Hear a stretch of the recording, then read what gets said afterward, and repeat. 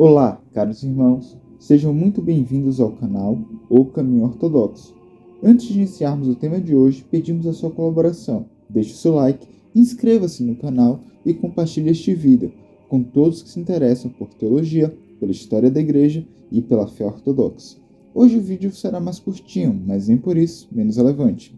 Vamos tratar de um tema que, sendo muito honestos, chega a ser curioso, a gritante e por vezes constrangedora diferença entre o discurso inflamado dos apologistas de internet e aquilo que a própria Academia Católica Romana, ou pelo menos uma parte significativa dela, afirma a nível sério, técnico e responsável.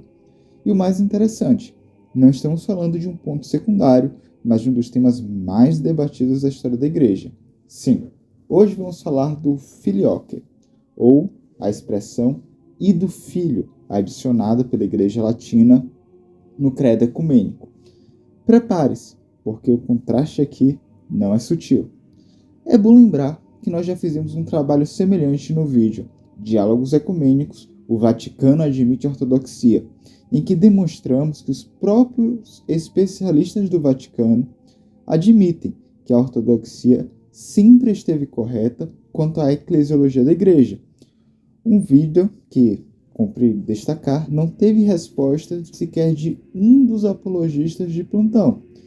E agora iremos demonstrar que a Academia Católica Romana também vem concluindo que a visão ortodoxa do filioque é aquela acreditada pelos pais da Igreja, Ocidente e Oriente.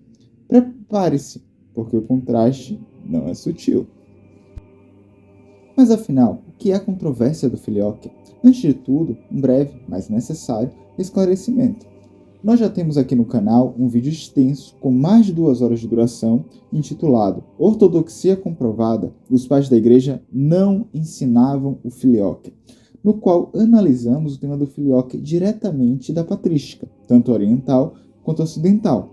Naturalmente, parte do que será dito aqui retoma alguns pontos daquele material, mas é importante deixar claro, este vídeo não tem a pretensão de alcançar o mesmo nível de profundidade daquele, até pela óbvia diferença de duração. Se você quer um estudo realmente mais detalhado, com mais fontes, com textos e análise mais profunda e rigorosa, aquele vídeo continua sendo a referência para você. O que faremos aqui é um pouco diferente.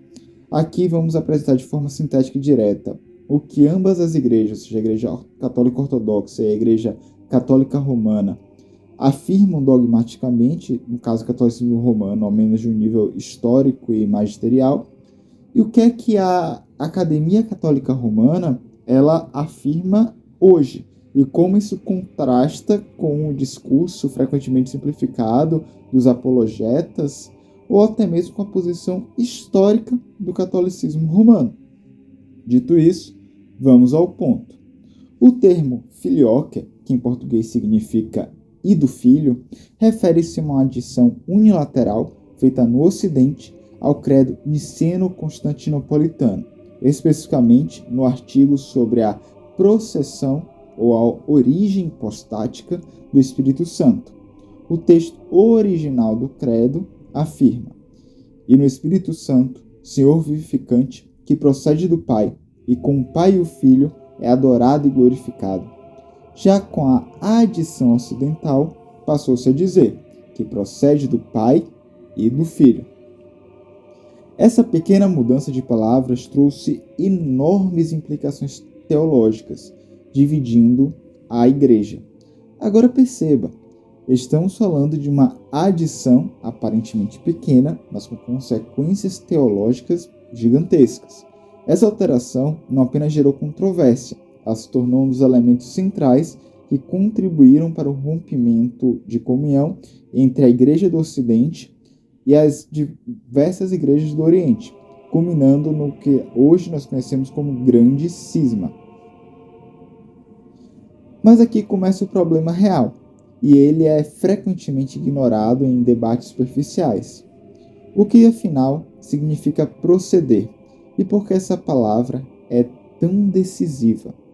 Esse talvez seja o primeiro obstáculo quando nós estamos tratando deste tema, especialmente entre Oriente e Ocidente, que é o problema linguístico e as e a natural dificuldade de traduzir culturalmente a terminologia de uma cultura, de uma língua para outra. No grego, a língua original do credo e dos debates teológicos do primeiro milênio, aqui cumpre lembrar que os 7 primeiros concílios foram, se não na sua totalidade, em sua grosseira maioria de sua duração, realizados em grego, a teologia foi discutida em grego e maioritariamente escrita em grego, existem muitos termos que podem ser traduzidos como proceder, mas eles não são equivalentes. Ou seja, em grego, proceder pode significar diferentes coisas. O primeiro desses termos é ekporostai, ou também é ekporeumenon. Esse é o termo usado no credo. Ele indica uma origem eterna, ou seja, aquilo que tem seu princípio do ser em outro. É por isso que a tradição ortodoxa reserva este verbo exclusivamente à relação do Espírito com o Pai, ou seja, o Espírito, para a ortodoxia, tem o seu princípio do ser, sua origem eterna no Pai. O segundo desses verbos é proenai, um termo mais amplo que pode ser grosseiramente traduzido, para além de processão, como vir ou fluir de ou através de, ou manifestar-se por meio de. Não descreve necessariamente uma origem ontológica. E o terceiro termo, também utilizado por vezes, é eklampei, melhor compreendido como brilhar através de, resplandecer de ou emanar de. Agora, compare isso com o latim. No latim, temos basicamente um único verbo, procedere. E aqui está o ponto crítico. Procedere é um termo genérico. Ele pode abarcar todos esses sentidos em grego, sem qualquer distinção precisa. Pode se referir tanto à origem eterna do Espírito, quanto à sua manifestação no tempo, ou mesmo sua manifestação na eternidade. E em certos contextos, pode até ser aplicada ao próprio Filho em relação ao Pai, ou seja, a relação entre o Filho e o Pai. E isso não é uma opinião isolada.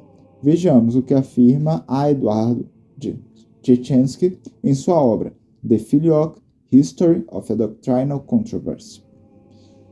Enquanto ekporostai começava a adquirir um significado particular na teologia grega, designando o modo único de ser do Espírito, em contraste com a geração, Gênesis, do Filho, procedere não possuía tais conotações.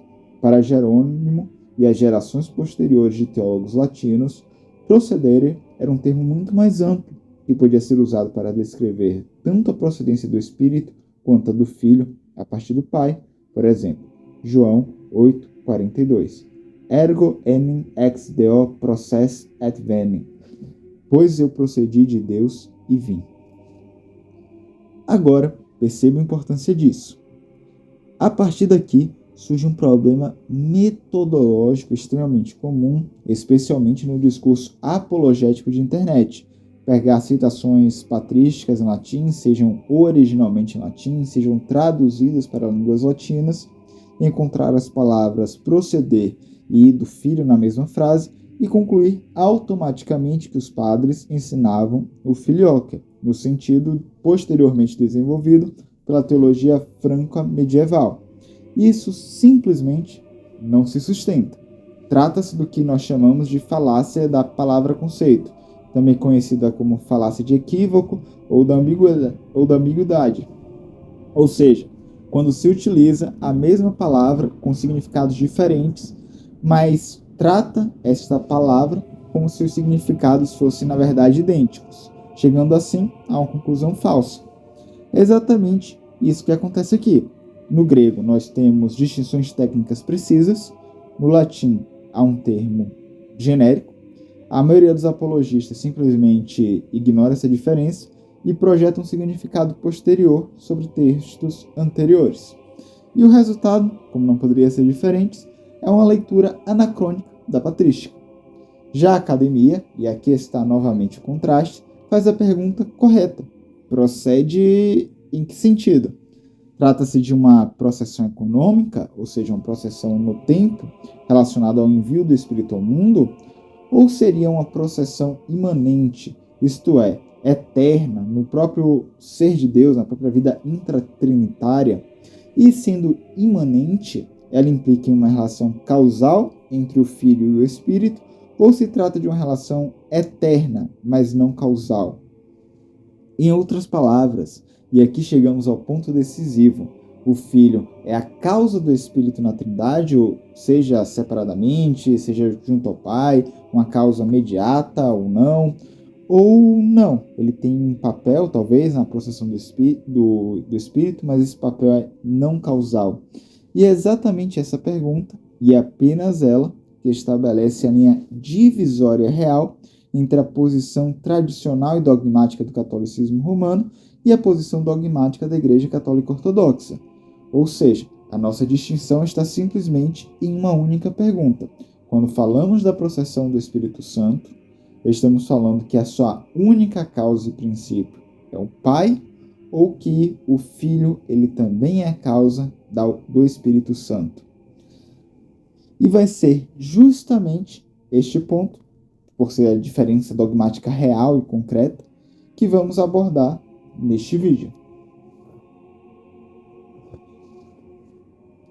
A posição dogmática dos católicos romanos. A definição dogmática adotada pelo catolicismo romano sobre o Filioque foi formalizada no Concílio de Florença, realizado entre 1438 e 1445, em um contexto de tentativa de reunificação entre o Ocidente Latino e os patriarcados do Oriente.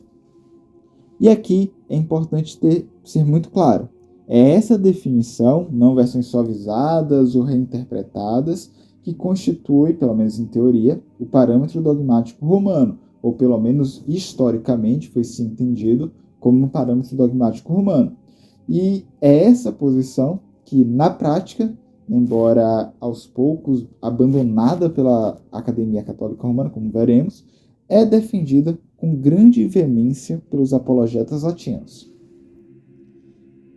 Por isso, é nela e não em simplificações ou reinterpretações modernas, e não em reinterpretações que o próprio Vaticano eventualmente tem elencado sobre o Filioque, que iremos nos focar.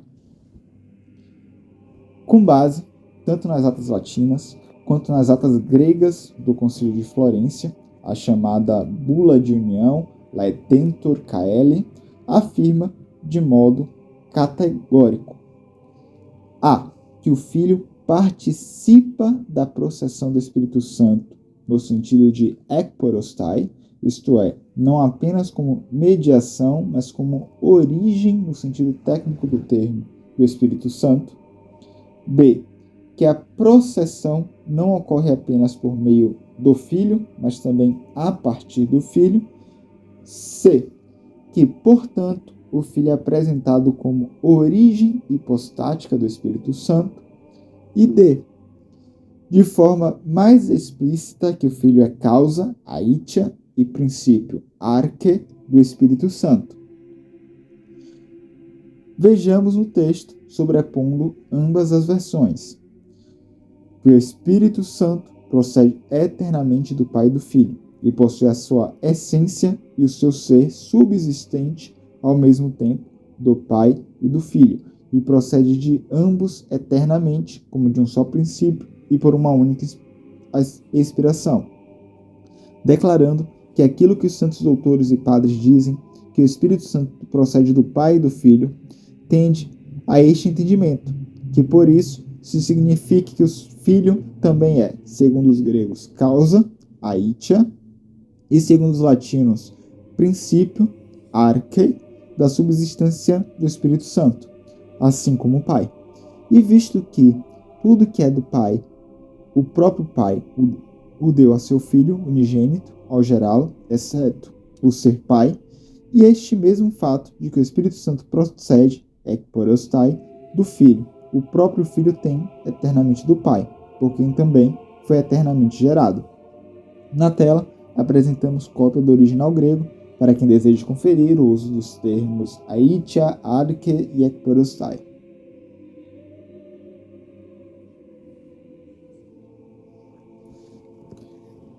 Importante ressaltar, antes de seguir para o próximo tópico, igualmente, já fizemos um vídeo sobre o Concílio de Florença e as razões pelas quais ele foi obviamente rejeitado pelos patriarcados orientais, intitulado Florença, Concílio Ladrão, em que demonstramos a razão pela qual ele não é ecumênico.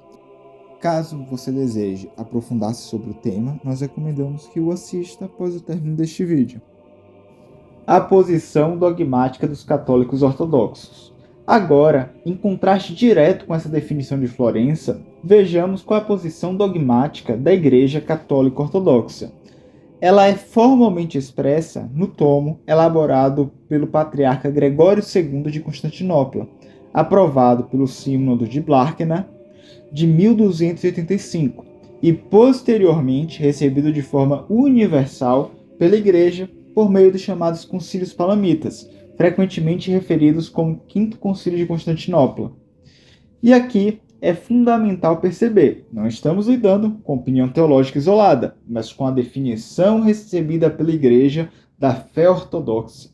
Em síntese, a posição ortodoxa afirma que o Pai é a única causa da existência do Espírito, o Filho possui uma relação eterna com o Espírito, mas sua participação na processão eterna do Espírito refere-se à sua manifestação, não envolvendo qualquer causalidade, e a relação do Filho e do Espírito é descrita como o Filho manifestando o Espírito na eternidade, ou seja, ele tem um papel intermediário na processão, mas não sendo causa da existência do Espírito, seja separadamente, seja conjuntamente com o Pai. Vejamos a citação. Assim, a fé que reconhecemos e acreditamos em nosso coração é a seguinte: acreditamos como fomos ensinados desde o início e dos pais. Fomos ensinados e acreditamos em um só Deus, o Pai Todo-Poderoso, Criador do céu e da terra, de todas as coisas visíveis e invisíveis, que sendo sem princípio, não gerados e sem causa, é o princípio natural e a causa do Filho e do Espírito. E sabemos e cremos que o Filho é do Pai, sendo enriquecido por teu Pai como sua causa e princípio natural, e por ser consubstancial e da mesma natureza que o Espírito, que é do Pai. Ainda assim, ele, o Filho, não é nem separadamente, nem com o Pai, a causa do Espírito. Aos mesmos que afirmam que o Pai é, por meio do Filho, a causa do Espírito, e que não conseguem conceber o Pai como a causa da hipostase do Espírito, dando-lhe a existência e ser, exceto por meio do Filho, assim, de acordo com eles, o Filho une-se ao Pai como co-causa e contribuidor para a existência do Espírito. Isto, no entanto, jamais pode significar o que eles dizem, visto que denota claramente a manifestação, por intermediação do Filho, do Espírito, cuja existência provém do Pai. Pois o próprio João Damasceno não teria dito, no exato mesmo capítulo, que a única causa da Trindade é Deus Pai, negando assim, pelo uso da palavra única, o princípio causal às outras duas hipostases.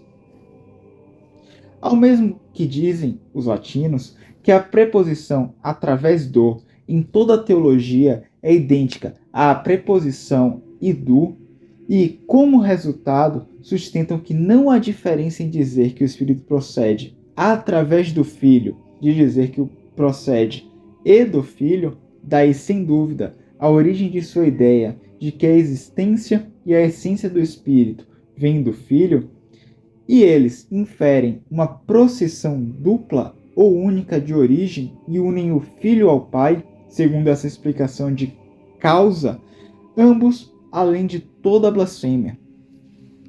Pois não há outra hipóstase na Trindade, além da do Pai, da qual deriva a existência e a essência consubstancial, Filho e Espírito Santo.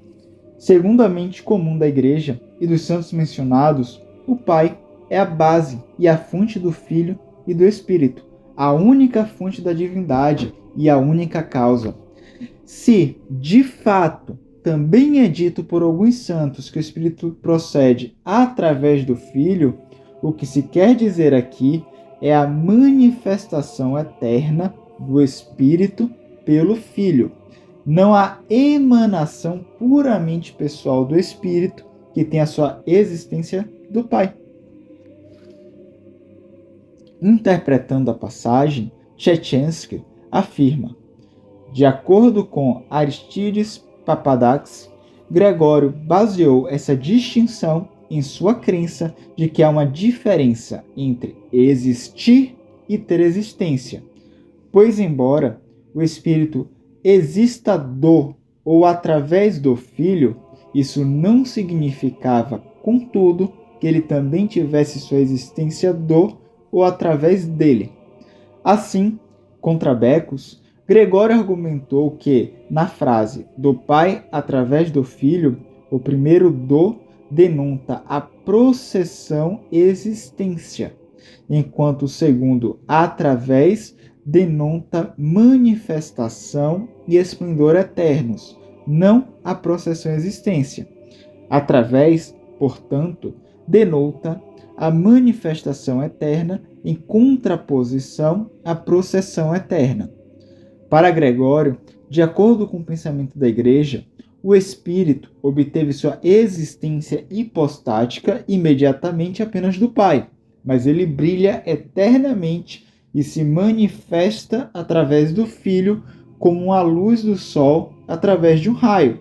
Este esquema permitiu que Gregório estabelecesse uma relação eterna entre o Filho e o Espírito, sem tornar o Filho uma causa, seja imediata ou próxima, do ser do Espírito.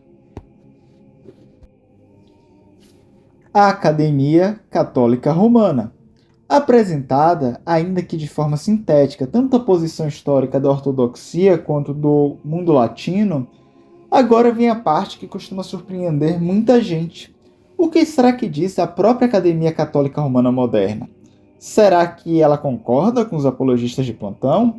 E mais, o que dizem os próprios teólogos ligados ao Vaticano? Comecemos por um documento oficial publicado em 1995 pelo Pontifício Conselho para a Promoção da Unidade dos Cristãos, hoje Dicastério de mesmo nome, intitulado The Father as the Source of the Whole Trinity, The Procession of the Holy Spirit in Greek and Latin Traditions.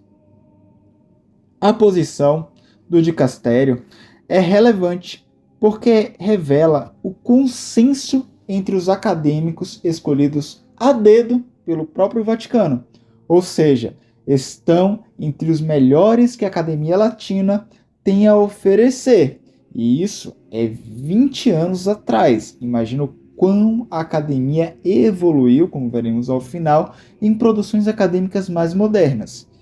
E aqui o que encontramos é, no mínimo, desconfortável para certas narrativas apologéticas.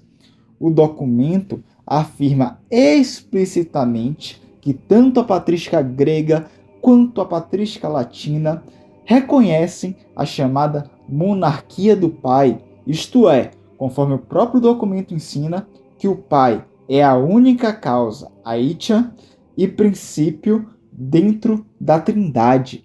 Mais ainda, distingue claramente aquilo que vimos anteriormente, a ekporeusis como sendo exclusivamente do Pai, em conformidade com a tradição dos padres gregos, e o proienai, do Pai e do Filho. Vejamos o texto. Os padres gregos e todo o Oriente cristão falam a esse respeito da monarquia do Pai, e a tradição ocidental, seguindo Santo Agostinho, também confessa que o Espírito Santo tem sua origem do Pai principalité, isto é, como princípio. Nesse sentido, portanto, as duas tradições reconhecem que a monarquia do Pai implica que o Pai é a única causa trinitária, aitia, ou princípio, principium do Filho e do Espírito Santo. Essa origem do Espírito Santo, vinda apenas do Pai, como princípio de toda a Trindade, é chamada de ekporeusis. pela tradição grega, seguindo os padres capadócios. São Gregório de Nazianzo, o teólogo, na verdade, caracteriza a relação de origem do espírito com o Pai pelo termo próprio, ekporeusis, distinguindo-o da procissão, proienai, que o espírito tem em comum com o filho. Agora, pare e pense no que acabou de ser dito. Os próprios especialistas do Vaticano reconhecem, em um documento oficial, em primeiro lugar, que o Pai é a única causa trinitária, e em segundo lugar, que a ekporeusis, o termo técnico do credo, refere-se somente ao Pai. Agora vem a pergunta inevitável. Se a própria Academia Católica moderna admite que, para os padres da Igreja, o Pai é a única causa e princípio da Trindade, seria isso realmente compatível com a doutrina franco-germânica dogmatizada no Concílio de Florença, que afirma explicitamente que o Filho também é, segundo os gregos, causa, aitia, e segundo os latinos, princípio, arche? Porque aqui não estamos discutindo detalhes periféricos, estamos comparando duas afirmações que, ao menos em seu sentido normal, direto e literal, parecem frontalmente incompatíveis. De um lado, o Pai como única causa trinitária, do outro, o Filho também como causa e princípio do Espírito. E sejamos francos, a menos que se redefina radicalmente o sentido óbvio do texto florentino, seja em sua versão latina, seja em sua versão grega, a compatibilidade entre essas duas formulações parece extremamente difícil de sustentar. E se essa compatibilidade não pode ser sustentada, então a consequência lógica é clara. Roma incorreu em um erro justamente em matéria dogmática, precisamente no campo em que, reivindicando ser a igreja fundada por Cristo, afirma deter da assistência sobrenatural do Espírito Santo para ser infalível. Enquanto isso, a Igreja Católica Ortodoxa, apesar das inúmeras perseguições sofridas, manteve firmes na fé dos Santos Pais, afirmando, como já vimos, que, a despeito da existência de uma relação eterna entre o Espírito e o Filho, o Pai é a única causa do Espírito. Vamos explorar um pouco mais com o padre católico romano Giulio Maspero, professor da Pontífice Universidade da Santa Cruz, doutor em Física e Teologia e pesquisador especializado em São Gregório de Nícia e Teologia Trinitária, a Universidade da Santa Cruz, em Roma, apenas para esclarecer. Em seu livro Rethinking the Filioque with the Greek Fathers, Padre Maspero afirma de maneira bastante clara que a doutrina latina medieval, aquela adotada em Florença, apenas para lembrar, é o que ele chama de uma doutrina e uma posição filioquista, não sendo a posição patrística, inclusive do Ocidente, quando o Ocidente se referia utilizava-se da expressão e do filho, e não se encontrando nos padres da Igreja. Vamos para a citação. A posição do Papa Leão III parece muito interessante, não só pelo fato de ser politicamente equilibrada, mas também de uma perspectiva teológica e pastoral. O ponto-chave é a sua aceitação de que a doutrina patrística apresenta uma tradição favorável ao filioque, isto é, expressão e do filho encontrada na patrística latina, sem contradizer a posição oriental, que se concentra na defesa da monarquia paterna. Ele abandonou e manteve a expressão simultaneamente, distinguindo o nível da forma do conteúdo. Esta observação é fundamental para o presente estudo, no qual o termo filioque, com as discussões teológicas que inspira, não é entendido no sentido medieval ou contemporâneo, mas no sentido patrístico, como a afirmação de um papel ativo do Filho na processão imanente do Espírito, 2. Sem que esse papel seja causal, ofuscando assim a monarquia da primeira pessoa divina. Esta dupla definição marca uma clara diferença em relação às propostas medievais, que, em um contexto já distante da epistemologia apofática, concebiam a relação entre o pai e o filho como fechada, de modo que a segunda pessoa pudesse ser indicada como a causa da terceira pessoa. A teologia de Anselmo, com a sua defesa logicizante do filioque, segue nesta direção, que pode ser chamada de filioquismo. Em outras palavras, muito embora o Papa Leão III utilizasse da expressão e do filho, filioque, que era encontrado inclusive em alguns países da Igreja Latina, sobretudo após Santo Agostinho, ele não significava, ele não dava a essa expressão o mesmo teor, o mesmo conteúdo que aquele posteriormente dado pela escolástica latina, que seria dogmatizado em Florença. Ele não fazia do Filho uma causa do Espírito Santo, como seja separadamente, seja conjuntamente com o Pai, como veremos mais adiante. Ao comentar, São Gregório de Nissa, um dos pais capadócios que definiu a teologia do Espírito Santo, adotada e dogmatizada pelo Segundo Concílio Ecumênico, o padre Giulio Maspero, ele afirma: com relação ao Filho, por outro lado, há dois elementos compartilhados pelo Espírito. Novamente, o fato de ser incriado, mas também de ter o Pai como a única causa. Aqui é essencial observar que a terceira pessoa, o Espírito, que está em plenitude e não meramente por participação, se distingue do Filho por ser manifestada por este último. A expressão, como também será visto no próximo capítulo, diz respeito claramente à imanência divina.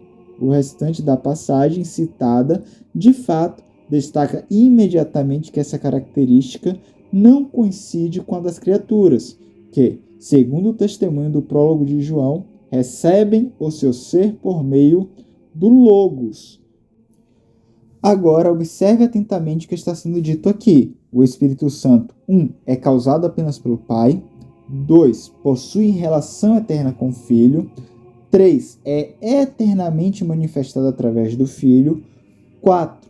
Tudo isso ocorre na própria imanência divina, isto é, eternamente.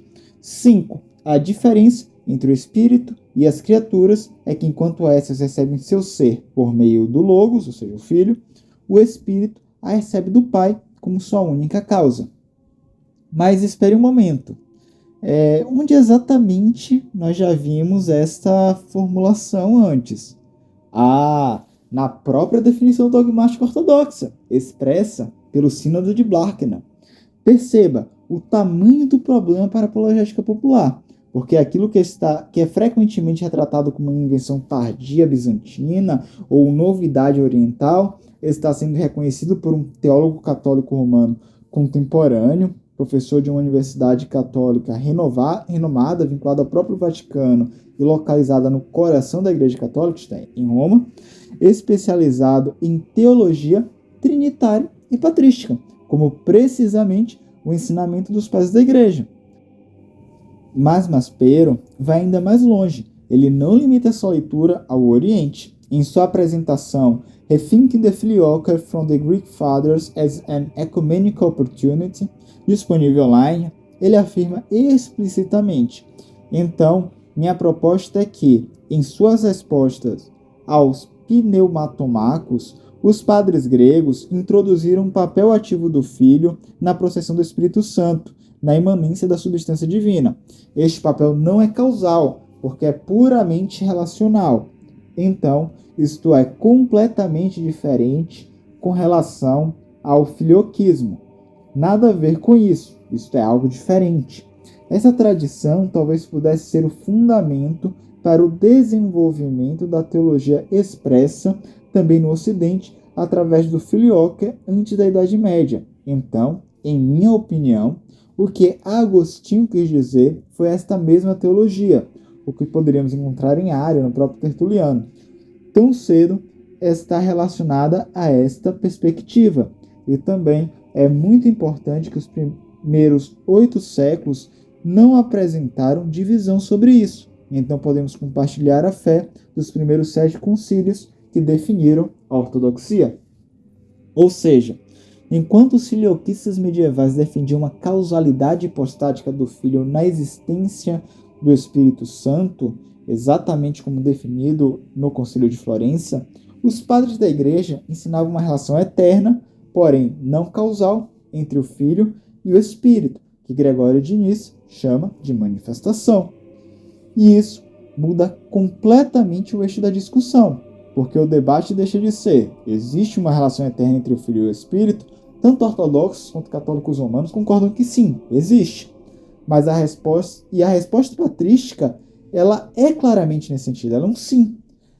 A verdadeira pergunta, no entanto, é: essa relação eterna envolve causalidade? Porque é isso que católicos romanos e ortodoxos discordam, e é, pelo menos historicamente, e é precisamente aqui que a patrística, a teologia ortodoxa e cada vez mais parte significativa da academia católica contemporânea, moderna, começa a convergir contra a formulação filioquista medieval adotada por Florença, apontando que, embora exista uma relação eterna entre o Filho e o Espírito Santo, essa relação não é causal em sua natureza. E aqui a situação se torna quase irônica, porque quando a academia retorna aos padres da Igreja e aos primeiros concílios de maneira minimamente séria e profunda, isto é, primeiro, partindo de evidências para chegar à conclusão e não definindo previamente a conclusão e depois procurando textos isolados para confirmá-la, como fazem os apologistas, as conclusões obtidas acabam se aproximando muito mais, se não para todos os fins confirmando, a formulação dogmática ortodoxa do que a linguagem escolástica consolidada e adotada dogmaticamente em Florença. Em outras palavras, quando se abandona o slogan apologético e se entra na pesquisa patrística séria, o cenário parece sempre apontar pela manutenção da fé patrística pela Santa Igreja Católica Ortodoxa. Conclusões. Se acreditamos que existe uma fé verdadeiramente católica, isto é, uma fé crida sempre, em toda parte e por todos, como definiu São Vicente de Lérins, e se acreditamos que a única igreja fundada por Cristo é aquela encarregada de preservar essa fé de modo infalível ao longo da história, então a pergunta inevitável é: qual igreja efetivamente preservou a fé patrística sem alterações dogmáticas do conteúdo da fé? E diante de tudo o que vimos aqui, da distinção patrística entre ecporeuses e proenai, da monarquia do Pai afirmada pelos pais da Igreja e reconhecida pela própria Academia Católica Moderna, que faz com que o Pai seja a única causa e princípio do Filho e do Espírito Santo, da diferença entre relação eterna não causal e causalidade hipostática, quando abordamos a relação entre o Filho e o Espírito Santo, e da tensão evidente entre a patrística e a definição do Concílio de Florença, parece-nos que a resposta é bastante clara. A Igreja Católica Ortodoxa permanece como a única instituição que preservou integralmente a estrutura teológica trinitária recebida dos padres e dos concílios ecumênicos do primeiro milênio. E o mais curioso é que, quanto mais séria, técnica e historicamente rigorosa se torna a investigação acadêmica, inclusive dentro do próprio meio católico romano, mais difícil parece sustentar a narrativa apologética tradicional sobre o filioque. Ao final, muitas vezes, a própria Academia Romana acaba reconhecendo, ainda que nem sempre explicitamente, precisamente aquilo que a ortodoxia sempre afirmou.